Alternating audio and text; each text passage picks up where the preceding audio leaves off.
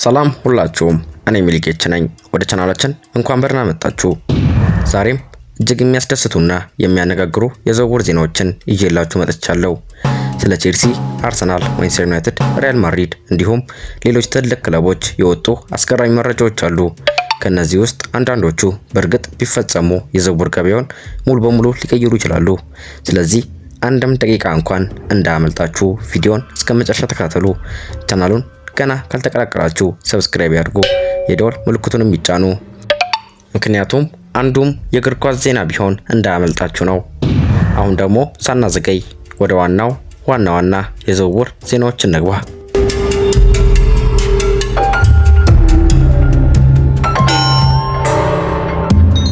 ወደ ዛሬው ዋና የዝውውር ዜና ስንገባ ቼልሲ ከሞርጋን ሮጀርስ ጋር ተስማማ። በእግር ኳሱ ዓለም በጣም እያነጋገረ ያለው ዜና ቼልሲን ይመለከታል። ሪፖርቶች እንደሚያሳዩት ቼልሲ ከአስቶን ቪላ እንግሊዝ አማካኝና አጥቂ ክንፍ ተጫዋች ሞርጋን ሮጀርስ ጋር ሙሉ ስምምነት ላይ ደርሷል ተብሏል። እንደወጣው መረጃ ከሆነ የዝውውር ዋጋ 117 ሚሊዮን ፓውንድ ደርሷል ተብሏል። ይህ ከተፈጸመ በቼልሲ ታሪክ በጣም ውድ ከሆኑ ዝውውሮች አንዱ ይሆናል። በተጨማሪም ሮጀርስ እስከ 2032 ድረስ የሚቆይ ረጅም ውል እንደሚፈርም ተዘግቧል። የሕክምና ምርመራውም በቀጣዩ ሰኞ እንደሚካሄድ ተነግሯል። ቼልሲ በዚህ የዝውውር መስኮት ወጣትና ተሰጥኦ ያላቸውን ተጫዋቾች በማስፈረም የወደፊቱን ቡድን ለመገንባት እየሰራ ነው። ሞርጋን ሮጀርስም በፍጥነቱ፣ በኳስ ቁጥጥሩ፣ በፈጠራ ብቃቱና በተለያዩ የአጥቂ ቦታዎች መጫወት በመቻሉ በቼልሲ የረጅም ጊዜ ፕሮጀክት ውስጥ ጠቃሚ ተጫዋች እንደሚሆን ይታመናል። ነገር ግን አንድ ነገር ልብ ማለት ያስፈልጋል።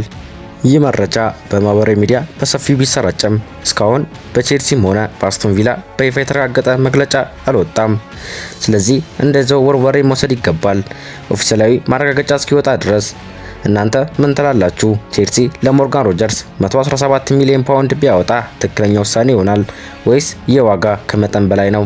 አስተያየታችሁን በኮመንት አሳውቁኝ። ወደ ሌላኛውና ወደ ሁለተኛው የዝውውር ዜና እንሂድ። ቪኒሲየስ ጁኒየር ሪያል ማድሪድን በነፃ ይለቅ ነው። ይህ ዜና የሪያል ማድሪድ ደጋፊዎችን እጅግ እያስደነገጠ ያለ ወሬ ነው። እንደ ስፔን ጋዜጠኛ ካርሎስ ካርፒዮ ዘገባ ከሆነ ብራዚላዊ ኮከብ ቪኒሲየስ ጁኒየር ከሪያል ማድሪድ ጋር ያለውን ውል ሳያራዝም በሚቀጥለው ክረምት በነፃ ይለቅ ይችላል የሚል ወሬ በስፋት የተሰራጨ ነው። ከዚህም በላይ የብልጠት ትኩረት የሳበው ነገር ሪያል ማድሪድ የማንቸስተር ሲቲውን ኮከብ ኤርሊንግ ሃላንድን እንደ ቪኒሲየስ ተተኪ ማምጣት እያሰበ ነው የሚለው ወሬ ነው። ይህ ቢፈጸም በአውሮፓ እግር ኳስ ታሪክ ትልቅ የዝውውር ታሪክ ሊሆን ይችላል። ቪኒሲየስ ባለፉት ዓመታት ለሪያል ማድሪድ እጅግ ወሳኝ ተጫዋች ሆኖ ቆይቷል። በቻምፒየንስ ሊግ፣ በላሊጋ እና በሌሎች ውድድሮች ብዙ ወሳኝ ጎሎችን አስቆጥሯል። የክለቡም የወደፊት ፕሮጀክት ዋና አካል እንደሆነ ይቆጠራል። በሌላ በኩል ሃላንድ በዓለም ላይ ካሉ ምርጥ አጥቂዎች አንዱ ስለሆነ እሱን ወደ ሪያል ማድሪድ የሚያገናኙ ወሬዎች በየዓመቱ ይወጣሉ። ሆኖም እስካሁን በዚህ ጉዳይ ላይ ከሪያል ማድሪድ፣ ከቪኒሲየስ ወይም ከማንቸስተር ሲቲ ምንም አይነት ኦፊሴላዊ መግለጫ አልወጣም። ስለዚህ ይህ ዜና በአሁኑ ሰዓት እንደ ዝውውር ወሬ መውሰድ ይገባል እንጂ እንደ ተረጋገጠ ስምምነት መቅረብ አይገባም። እናንተ ምን ትላላችሁ? ቪኒሲየስ በእርግጥ ሪያል ማድሪድን ይለቃል እና ሃላንድ ወደ ሳንቲያጎ በርናቦ ቢያመራ ለሪያል ማድሪድ ትክክለኛ ምርጫ ይሆናል? አስተያየታችሁን በኮመንት አካፍሉኝ። ወደ ሶስተኛው የዝውውር ዜና እንሄድ። ቼልሲ እና ማንቸስተር ዩናይትድ ለኒኮ ዊሊያምስ የከፋ ፉክክር ውስጥ ገብተዋል። ይህ ዜና የፕሪሚየር ሊግ ሁለት ግዙፍ ክለቦችን የሚያገናኝ ሲሆን በዚህ ክረምት ዝውውር ገበያ ከሚያስደንቁ ውድድሮች አንዱ ሊሆን ይችላል። ሪፖርቶች እንደሚያሳዩት ቼልሲ እና ማንቸስተር ዩናይትድ የአትሌቲኮ ቢልባኦ ድንቅ ክፍት ተጫዋች ኒኮ ዊሊያምስን ለማስፈረም ጠንካራ እንቅስቃሴ ጀምረዋል። እንደ ምንጩ ከሆነ ሁለቱም ክለቦች በተጫዋቹ ውል ውስጥ የተቀመጠውን 90 ሚሊዮን ዩሮ ወይም ሪሊዝ ክላውዝ ለመክፈል ዝግጁ ናቸው። ይህም የዝውውሩ ገንዘብ ችግር እንደማይሆን፣ ትልቁ ፉክክር ተጫዋቹን ማሳመን ላይ እንደሚሆን ያሳያል። በተጨማሪም ሪፖርቱ እንደሚለው ቼልሲም ሆነ ማንቸስተር ዩናይትድ ኒኮ ዊሊያምስን አሁን በአትሌቲኮ ቢልባኦ ከሚያገናኘው ደሞዝ የበለጠ ክፍያ ለመስጠት ፈቃደኞች ናቸው። ይህም ተጫዋቹን ወደ እንግሊዝ ለማምጣት ያላቸውን ፍላጎት በግልጽ ያሳያል። ኒኮ ዊሊያምስ በአውሮፓ ውስጥ በጣም ተፈላጊ ከሆኑ ወጣት ክንፍ ተጫዋቾች መካከል አንዱ ነው። በፍጥነቱ፣ በአንድ ለአንድ የማለፍ ብቃቱ፣ በድሪብሉ እና በጎል የመፍጠር ችሎታው ብዙ ታላላቅ ክለቦች ትኩረት ላይ እንዲገባ አድርጎታል። ለቼልሲ ከተቀላቀለ በግራ ክንፍ ላይ ፍጥነትና ፈጠራ ይጨምራል። ለኤንዞ ማሬስካም የአጥቂ አማራጮችን ያሰፋል። በማንቸስተር ዩናይትድ በኩል ደግሞ ቡድኑ በክንፍ ቦታ ጥራትና ፍጥነት ለመጨመር እየፈለገ ስለሆነ ኒኮ ዊሊያምስ ከዋና የዝውውር ኢላማዎች አንዱ ተደርጎ ተይዟል ተብሏል። ነገር ግን ይህ ዝውውር ቀላል አይሆንም። አትሌቲክ ቢልባኦ ዋና ተጫዋቹን ለማቆየት እየሞከረ ነው። ተጫዋቹም ስለ ቀጣይ እርምጃው ጥንቃቄ እንደሚያደርግ ተነግሯል። እስካሁን ግን ከቼልሲ ከማንቸስተር ዩናይትድ ወይም ከአትሌቲክ ክለብ በይፋ የተረጋገጠ መግለጫ አልወጣም። ስለዚህ ይህን መረጃ እንደ ዝውውር ወሬ መውሰድ ይገባል፣ ኦፊሴላዊ ማረጋገጫ እስኪወጣ ድረስ። እናንተስ ምን ትላላችሁ? ኒኮ ዊሊያምስ ለየትኛው ክለብ ይመቸዋል? ለቼልሲ ወይስ ለማንቸስተር ዩናይትድ? ሀሳባችሁን በኮመንት አካፍሉን። አሁን ደግሞ ወደ ሊቨርፑል ዜና እንሄድ። ሊቨርፑል ዋናው ኢላማው አዳም ዋርተን ተብሏል። ሪፖርቶች እንደሚያሳዩት ሊቨርፑል በዚህ ክረምት የዝውውር መስኮት የክሪስታል ፓላሱን ወጣት አማካኝ አዳም ዋርተን ዋና የዝውውር ኢላማው አድርጎታል ተብሏል።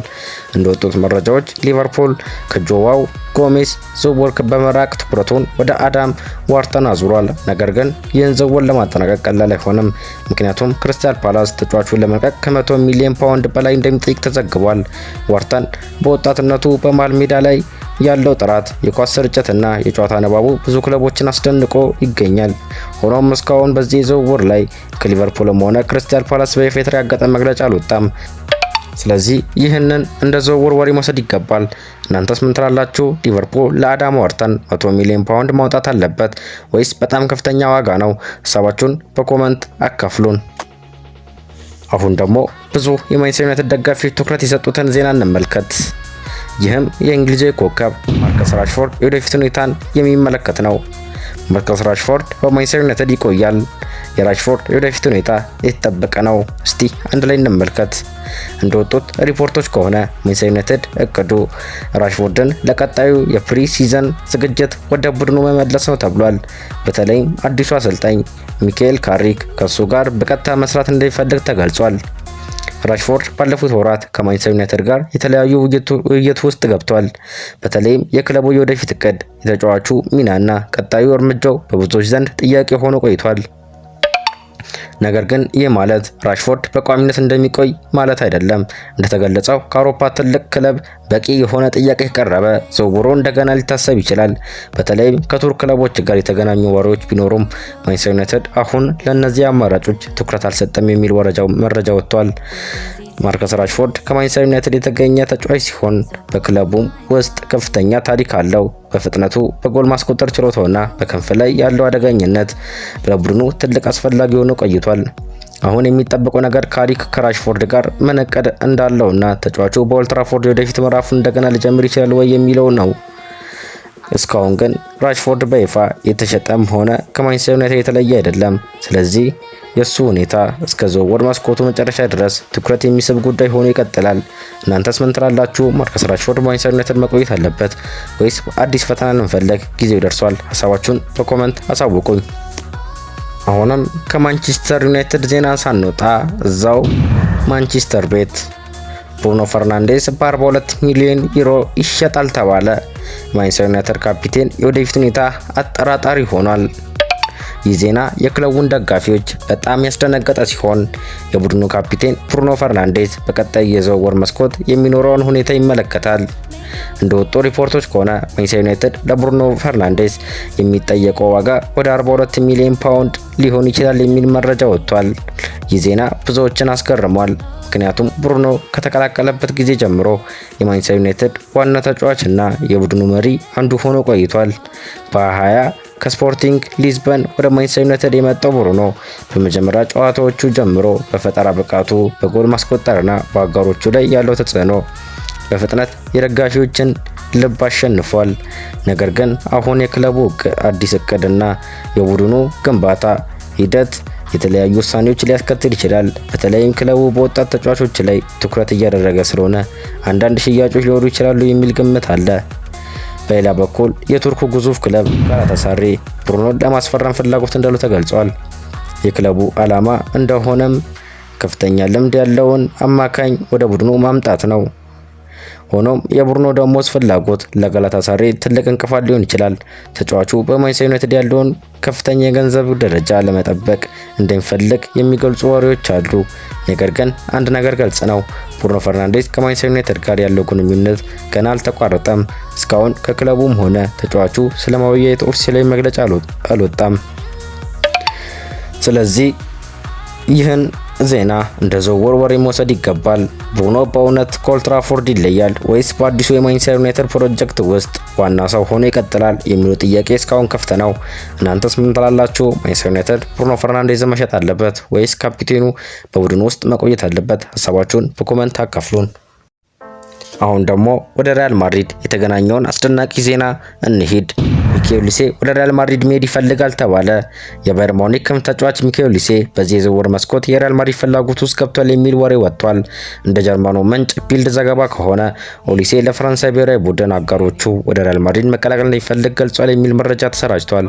ሆኖም ባየር ሙኒክ ተጫዋቹን በቅርቡ ለመልቀቅ አይፈልግም። የጀርመኑ ክለብ ኦሊሴን በሙኒክ ለማቆየትና የወደፊት ፕሮጀክታቸው አካል ለማድረግ አዲስ ውል ለማቅረብ እያሰበ ነው ተብሏል። የአዲስ ውል ከተፈረመ ኦሊሴን በባየር ሙኒክ ከፍተኛ ደሞዝ ከሚያገኙ ተጫዋቾች መካከል አንዱ ሊሆን ይችላል የሚል መረጃ አለ። ሚካኤል ኦሊሴ ባለፉት ዓመታት በችሎታው ብዙ ትኩረት የሳበ ተጫዋች ነው። በክንፍ ላይ ያለው ፍጥነት፣ የኳስ ቁጥጥር፣ የጎል ፈጠራና የመጨረሻ ፓስ ብቃቱ ብዙ ትልቅ ክለቦችን እንዲያስደንቅ አድርጎታል። ሪያል ማድሪድ በወጣትና ተሰጥኦ ባላቸው ተጫዋቾች ላይ ትኩረት እያደረገ ስለሆነ ኦሊሴ ከክለቡ ፕሮጀክት ጋር የሚስማማ ተጫዋች እንደሆነ ይታሰባል። ነገር ግን እስካሁን ሚካኤል ኦሊሴ ወደ ሪያል ማድሪድ እንደሚሄድ ወይም ባየር ሙኒክን እንደሚለቅ የሚያረጋግጥ ኦፊሴላዊ መረጃ የለም። ስለዚህ ይህን እንደ ዝውውር ወሬ መውሰድ ይገባል። እናንተስ ምን ትላላችሁ? ሚካኤል ኦሊሴ ለሪያል ማድሪድ ተስማሚ ተጫዋች ነው ወይስ በባየር ሙኒክ መቆየት ይሻለዋል? ሀሳባችሁን በኮሜንት አሳውቁን። አሁን ደግሞ በቀጣይ ወደ ሊቨርፑል የተገኘው ሌላ ዝውውር ዜና እንመልከት። ሊቨርፑል ለሊላ ዛባርኒ ፍላጎት አሳይቷል። እንደወጡ ሪፖርቶች ከሆነ ሊቨርፑል የፓሪስ ሰንት ጀርመን ተከላካይ ሊያ ዛባርኒን ሁኔታ የተካተለ ነው ተብሏል። የዩክሬኑ ተከላካይ በአውሮፓ እግር ኳስ ከሚታወቁ ወጣት ተከላካዮች አንዱ ሲሆን በጥንካሬው በጨዋታ ንባቡና በመከላከል ብቃቱ ትኩረት ስቧል። ሊቨርፑል በመሃል ተከላካይ ቦታ ላይ ተጨማሪ ጥራት ለማምጣት እየፈለገ ሲሆን ዛባርኒ ለዚህ እቅድ ተስማሚ አማራጭ እንደሆነ ይታያል። በተለይም የሊቨርፑል ስፖርት ዳይሬክተር ሪቻርድ ሁጊስ እና አሰልጣኙ አንዶኒ ሮላ ተጫዋቹን ከቀድሞ የበርንማውዝ ጊዜው ጀምሮ ያውቁታል የሚል መረጃ አለ። ይህም ሊቨርፑል ስለ ተጫዋቹ ችሎታ፣ ባህሪና በፕሪሚየር ሊግ የመጫወት ብቃት ጥሩ ግንዛቤ እንዳሉ ያሳያል። ነገር ግን ይህ ዝውውር ቀላል አይሆንም። የፒኤስጂ ተከላካዩን ለመልቀቅ ፈቃደኛ መሆንና የሚጠይቀው ዋጋ ትልቅ ሚና ይጫወታል። ሊቨርፑል በቅርብ ዓመታት ከቫን ዳይክ ጋር የሚጣመር የወደፊት ተከላካይ ለማግኘት ሲሞክር ቆይቷል። ዛባርኒ ደግሞ በእድሜው ወጣት ስለሆነ ለረጅም ጊዜ የሚያገለግል ተጫዋች ሊሆን ይችላል። እስካሁን ግን ሊቨርፑል ከፒኤስጂ ጋር የተደረሰ ይፋዊ ስምምነት የለም። ተጫዋቹ ወደ አንፊልድ እንዳይመጣ የሚያረጋግጥ መረጃ አልተሰጠም። ስለዚህ ይህን ዜና እንደ ዝውውር ወሬ መውሰድ ይገባል። በቀጣይ ቀናት ሊቨርፑል እንቅስቃሴና ፒኤስጂ የሚወስደው ውሳኔ የሚጠበቅ ይሆናል። እናንተስ ምን ትላላችሁ? ኢላ ዛባርኒ ለሊቨርፑል ጥሩ ማጠናከሪያ ይሆናል ወይስ ሊቨርፑል ሌላ ተከላካይ መፈለግ አለበት? ሀሳባችሁን በኮሜንት አሳውቁን። አሁን ደግሞ ወደ ስፔን የላሊጋ ግዙፍ ክለብ ባርሴሎና የተገኘውን የዝውውር ዜና እንመልከት። ባርሴሎና የቪክተር ጆክሮይዝ ሁኔታ የተከተለ ነው። እንደወጡ ሪፖርቶች ከሆነ ባርሴሎና የአርሰናሉን አጥቂ ቪክተር ጆክሮይዝ በቅርብ ሁኔታ የተከተለ ነው ተብሏል። የስዊድኑ አጥቂ በአውሮፓ እግር ኳስ ከሚነገሩላቸው አጥቂዎች አንዱ ሆኗል። በአካላዊ ጥንካሬው፣ በጎል ማስቆጠር ብቃቱና በጥቃት ላይ ያለው ተጽዕኖ ብዙ ትልቅ ክለቦችን እንዲያስደንቅ አድርጎታል። እንደ መረጃዎቹ ከሆነ ባርሴሎና በቅርብ ወራት ከጆክሮይዝ ተወካዮች ጋር ሁለት ጊዜ ተገናኝቷል የሚል ወሬ ወጥቷል። ይህም ክለቡ ተጫዋቹን ለማስፈረም ፍላጎት እንዳለው ያሳያል። ባርሴሎና በአሁኑ ጊዜ በአጥቂ ቦታ ላይ የወደፊት እቅድ እየሰራ ነው። ቡድኑ ጥሩ የጎል ማስቆጠር ችሎታ ያለው በሊግና በአውሮፓ ውድድሮች የሚያስተማመን አጥቂ ለማግኘት እየፈለገ ነው። በሌላ በኩል አርሰናል ተጫዋቹን በቀላሉ ለመልቀቅ አይፈልግም። የንስሮቹ ክለብ እሱን በቡድኑ ውስጥ እንደ ዋና የጥቃት ኃይል ይመለከተዋል። ሆኖም አንዳንድ ሪፖርቶች አርሰናል በተገቢው ዋጋ ከቀረበ የጆክሮይዝን ሁኔታ ሊያስቡበት ይችላሉ ይላሉ። የተጠቀሰው ዋጋም ወደ 60 ሚሊዮን ዩሮ ሊሆን እንደሚችል የሚል መረጃ አለ። ቪክተር ጆክሮይዝ ከመስመር ውጪ እንዲሁም ከሳጥን ውስጥ ያለው አደገኝነት፣ የኳስ መያዝ ችሎታና የቡድን አጋሮቹን ማጫወት መቻሉ ብዙ አሰልጣኞች እንዲያስደንቅ አድርጎታል። ነገር ግን እስካሁን ባርሴሎና ከአርሰናል ጋር የተደረሰ ስምምነት የለም። ተጫዋቹም ወደ ካምፕኑ እንደሚሄድ የሚያረጋግጥ ነገር አልተገለጸም። ስለዚህ ይህ ጉዳይ አሁን ላይ እንደ ዝውውር ወሬ መውሰድ አለበት። በቀጣይ ቀናት የባርሴሎና እንቅስቃሴና አርሰናል የሚወስደው ውሳኔ በጣም የሚጠበቅ ይሆናል። እናንተስ ምን ትላላችሁ? ቪክተር ጆኬሬስ ለባርሴሎና ትክክለኛ አጥቂ ነው ወይስ አርሰናል እሱን መቆየት አለበት? ሀሳባችሁን በኮሜንት አሳውቁን። አሁን ደግሞ ወደ አርሰናል ወደ ተገኘው አዲስ የዝውውር ዜና እንመልከት። ሄር ዊ ጎ ስለተባለው ኤልጂ አፕሰን ወደ አርሰናል ሄር ዊ ጎ ብሏል። እንደወጡ መረጃዎች ከሆነ አርሰናል የ18 ዓመቱን ወጣት ተከላካይ ኤልጂ አፕሰን ለማስፈረም ስምምነት ላይ ደርሷል ተብሏል። የዝውውር የአርሰናል ወደፊት ፕሮጀክት አካል ሆኖ የሚታይ ሲሆን ክለቡ በወጣት ባለተሰጥኦዎች ላይ ያለውን ትኩረት እንደገና አሳይቷል። እንደተገለጸው አፕሰን ከቶተንሃም ሆትስፐርስ አዲስ ውል ለመቀበል እድል ነበረው፣ ነገር ግን የአርሰናል ፕሮጀክትን መርጦ ወደ ኤሚሬትስ ስታዲየም ለመሄድ ወስኗል ተብሏል። የአርሰናል ዓላማ ወጣት ተጫዋቾችን በማሳደግ ለዋናው ቡድን የሚደርሱ ተጫዋቾችን መፍጠር ነው። እንደ ቡካዮ ሳካና ሌሎች ወጣት ተጫዋቾች ስኬት በመመልከት ክለቡ ተሰጥኦ ያላቸውን ወጣቶች ለማግኘት ብዙ ጥረት ያደርጋል። ኤልጂ አፕሰን በመከላከል ቦታ ላይ የሚጫወት ወጣት ተጫዋች ሲሆን በእድሜው ቀድሞ የሚታይ የጨዋታ ንባብ፣ የአካላዊ ጥንካሬና የኳስ ቁጥጥር ብቃት እንዳሉ ይጠቀሳል። የአርሰናል ደጋፊዎችም ይህን እንደ ወደፊቱ የቡድኑ መገንቢያ እርምጃ የተመለከቱት ነው። ክለቡ በመከላከል ቦታ ላይ ተጨማሪ ወጣት ችሎታ ማስገባት መፈለጉን ያሳያል። ነገር ግን እስካሁን ይህ ዝውውር በክለቡ በይፋ እስኪገለጽ ድረስ እንደ ዝውውር ዜና መወሰድ አለበት። ለአርሰናል ይህ ትንሽ ዝውውር ቢመስልም ለወደፊቱ ትልቅ ተጫዋቾች ሊያፈራ የሚችል እርምጃ ሊሆን ይችላል። እናንተስ ምን ትላላችሁ? አርሰናል ይህን የመሰለ ወጣት ባለተሰጥኦ ተጫዋችን ማስፈረሙ ትክክለኛ ውሳኔ ነው? ሀሳባችሁን በኮሜንት አሳውቁኝ። አሁን ደግሞ የማንቸስተር ዩናይትድ የዝውውር እንቅስቃሴን የሚመለከት ሌላ ዜና እንመልከት። ማንቸስተር ዩናይትድ ለኦሊቨር ስካርለስ ፍላጎት አሳይቷል። እንደወጡ ሪፖርቶች ከሆነ ማንቸስተር ዩናይትድ የዌስትሃም ዩናይትድ ወጣት ተጫዋች ኦሊቨር ስካርለስ ሁኔታ የተከታተለ ነው ተብሏል። የወጣቱ እንግሊዛዊ ተጫዋች በማንቸስተር ዩናይትድ የዝውውር ዝርዝር ውስጥ መግባቱ የክለቡን በወጣት ተጫዋቾች ላይ ያለውን ትኩረት ያሳያል። ስካርለስ በተለይ በግራ ወገን ላይ መጫወት የሚችል ሲሆን በፍጥነቱ በኳስ መቆጣጠሩና በአጥቂና ተከላካይ ሚናዎች ለመውጣት ባለው ችሎታ ትኩረት ስቧል። ማንቸስተር ዩናይትድ በቅርቡ ቡድኑ ውስጥ የወጣት ተጫዋቾችን ማሳደግና የወደፊት የቡድን መሰረት መገንባት ላይ ትኩረት ሰጥቷል። ሆኖም እስካሁን የዩናይትድ ፍላጎት ከመጀመሪያ ደረጃ አልፎ ይፋዊ ድርድር እንዳልደረሰ ተገልጿል። ስለዚህ ዝውውሩ አሁን ላይ በቀጥታ ሊፈጸም ያለ ነገር ሳይሆን የክለቡ ተጫዋቾች ክትትል አካል ነው ተብሏል። በሌላ በኩል ዌስትሃም ዩናይትድ ወጣቱን ተጫዋች ለማቆየት ይፈልጋል። ክለቡ በስካርለስ የወደፊት እቅድ እንዳለውና የሱን እድገት በራሱ ቡድን ውስጥ ለመቀጠል እንደሚፈልግ ተጠቅሷል። የማንቸስተር ዩናይትድ እና ዌስትሃም መካከል የዝውውር ውይይት እስካሁን አልተጀመረም። ነገር ግን ዩናይትድ ተጫዋቹን በቅርብ ጊዜ ሊከታተሉ ይችላል። ይህ የማንቸስተር ዩናይትድ አሰራር ክለቡ አሁን ካለው ቡድን በተጨማሪ ለወደፊቱ የሚያገለግሉ ወጣት ተጫዋቾችን ለማግኘት እየሰራ መሆኑን ያሳያል። እናንተስ ምን ትላላችሁ? ኦሊቨር ስካርለስ ወደ ማንቸስተር ዩናይትድ ቢመጣ ጥሩ ምርጫ ይሆናል ወይስ አሁን በዌስትሃም መቆየት ይሻለዋል? ሀሳባችሁን በኮሜንት አሳውቁኝ። እንግዲህ የዛሬው የዝውውር ዜና ይህንን ይመስላል። ከቼልሲ እስከ ማንቸስተር ዩናይትድ ከሊቨርፑል እስከ ሪያል ማድሪድ ድረስ ብዙ አስደናቂ የዝውውር ወሬዎችን ተመልክተናል።